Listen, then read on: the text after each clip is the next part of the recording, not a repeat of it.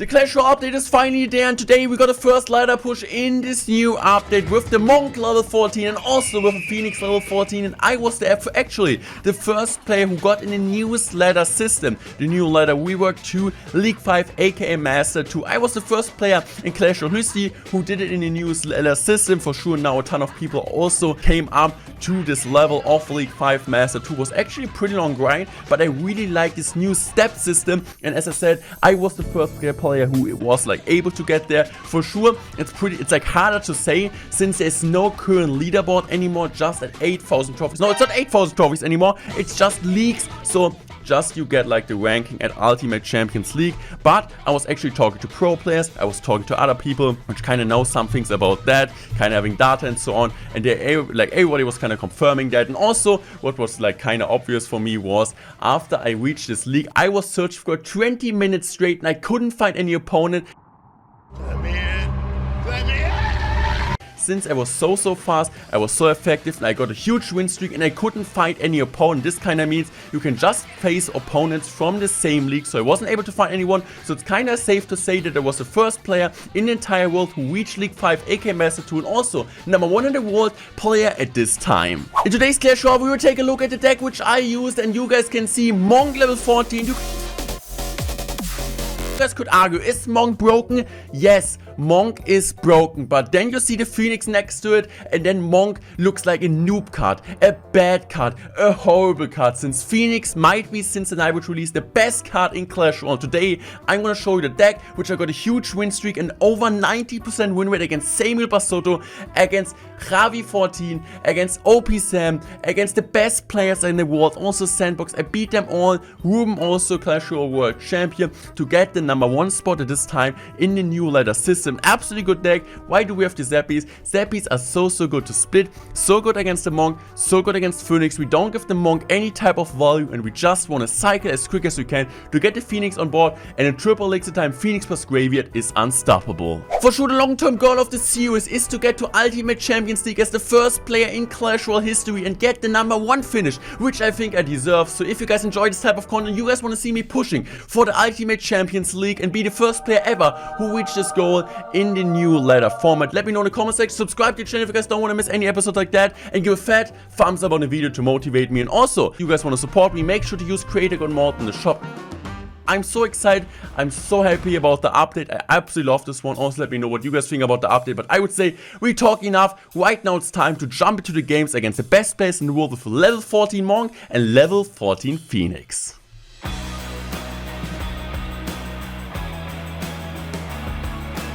I was talking about this, there was like a high competition at the start. For sure I faced a ton of people. When like the ladder season started or like the update came, I faced a ton of different players,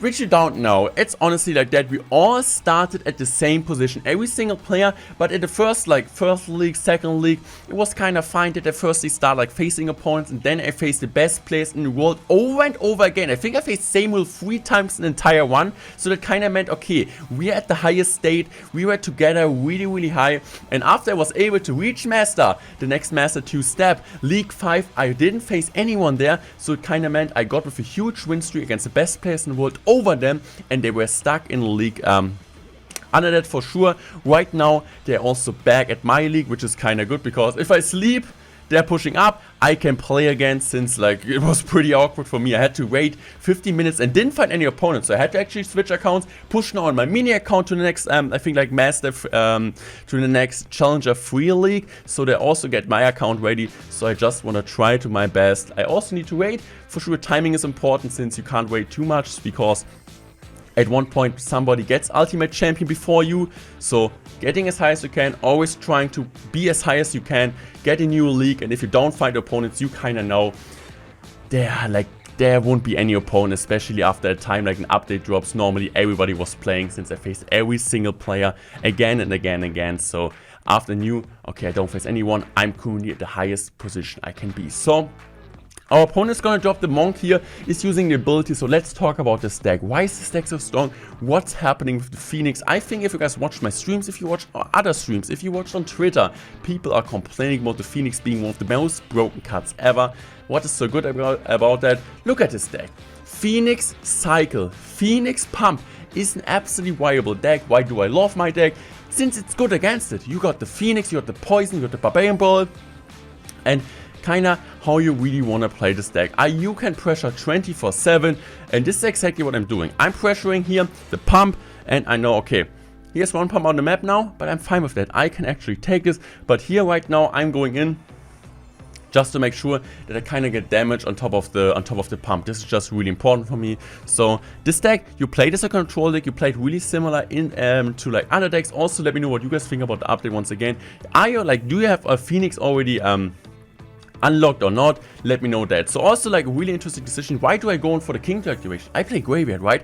Phoenix, not Phoenix, Monk always gets damage. If you play Monk at the bridge, he's not gonna block that. You use the ability 200 damage all the time. So I'm fine with that. And then now the most important thing is for me right now just defending. So if you guys don't have the Phoenix unlocked, you want to use a Mega Main. If you guys don't have the Monk unlocked, you can use the Knight. I would say if you want to use your gold on something right now and want to have like success right now and get like as high as you can right now, especially in a trophy world to get the most of the rewards, even if you're like saying to yourself, I'm not the best player, but I want to use OP cards to get advantage of my opponents, upgrade the Phoenix. I wouldn't say we see Phoenix nerf these days, but I guess when the season is over, we will most likely see a Phoenix emergency nerf. I still think it will be good after the balance changes. I just don't know what they're doing. My suggestion is that we kind of see like maybe a nerf to the bomb, or like just delete the bomb after the Phoenix dies. So that would be one of the changes I would do, but I'm pretty confident yeah, that the Phoenix still will be good. So for immediate success right now, upgrade the Phoenix. I guess the Monk won't get an emergency nerf. Maybe just a small one. Yes, he's really, really good, but the Phoenix is just game breaking. So using a poison defense, you always want to make sure to get a really good Barbarian Bowl timing. And Zappies, as you guys can see, Zappies are the best. This is the best counter. Zappies is the best counter card, and I'm so happy that I was figuring that out. Before that, I was playing like the splash hit variation, so I had the Isos in there, but I felt like, okay, Isos isn't really doing too much work, so I had to choose something. I was looking for the Ewis, since the Ewis is pretty good against the Monk. Since that like the Monk isn't able to get the ability on top of the Ewis, and kind of get like the electro things back, like in Tesla also is not working for the projectile thing. So I was like, okay, same for Electro Drain, by the way. That's why we see some Electro Drain, since Electro Drain is also decent against it, but Electro Drain doesn't really work in this deck. So I was like, Zappies are the play, and we win against one of the best players in the world, also teammate for the Castle Cup. Same with us, so the top 3 finisher in the world. He knows what to use. He used the most broken deck, but we just beat him easily. We're talking about good players. We talk about a guy who finished number 3 in the entire world in the last Clash of League World Finals. Now we talk about someone who is a world champion in Clash World 2020, Ruben. Also using a similar deck. So this deck really trends by myself. I'm not saying like it's my deck. If you like show this deck, you need to say it's my deck, but it's my deck. I made this deck for sure. I switched just 2 cards or 3 cards, but I made the deck popular and a ton of you will use it right now, so I'm happy about that. So if somebody's like saying in real life like, hey yo, Joe, I made this deck, look at my deck. No, Joe, it's Morten's deck. Morten made the deck, Joe. Stop lying to me, as an example, guys.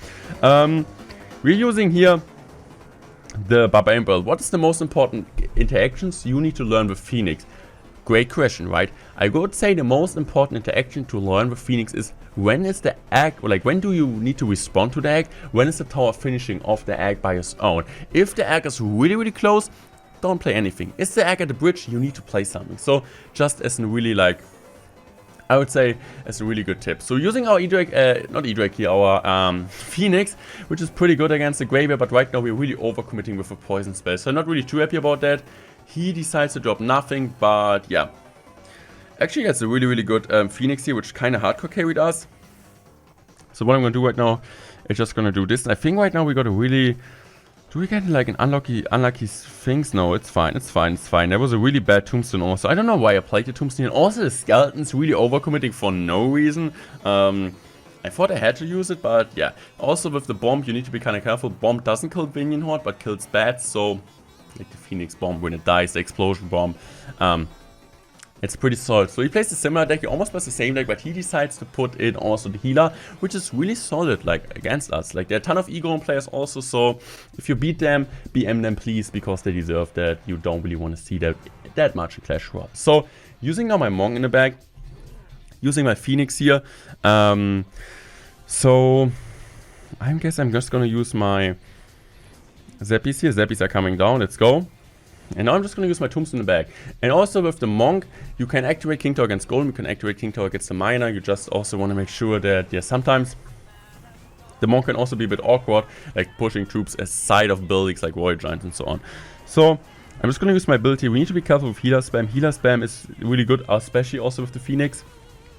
And also, kind of what I thought about, you can be really happy about the mirror nerf some time ago, since like level 13.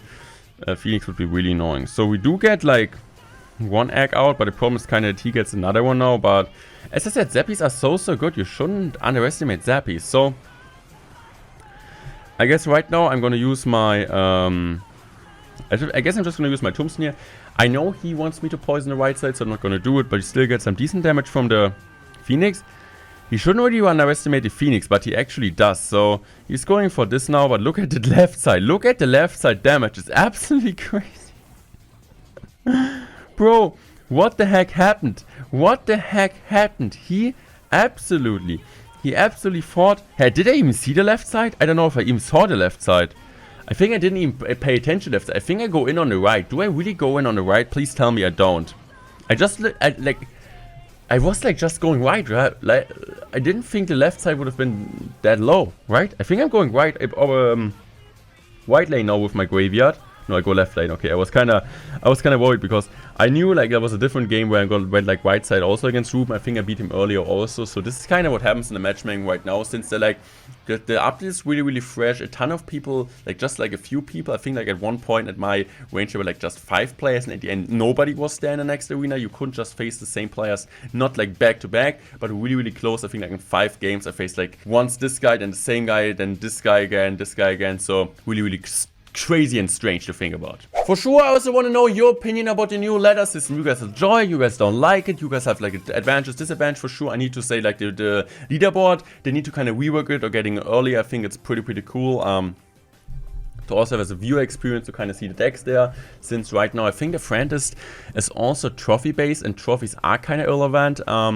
For sure, I was also like playing on a mini account, the trophy road a bit, and actually like they said casual mode. I don't know if you feel it, guys, but what the heck, if this is a casual mode, I'm gonna retire from Clash Royale. Facing with my under-leveled account, just level 14 Phoenix, level 14 Phoenix, level 14 Sparky Phoenix, level 14 Sparky Phoenix Monk, level 14 Lava and Monk Phoenix with, I don't know, cards. It was pain, guys. It was pain, but I personally really have a lot of fun playing this update.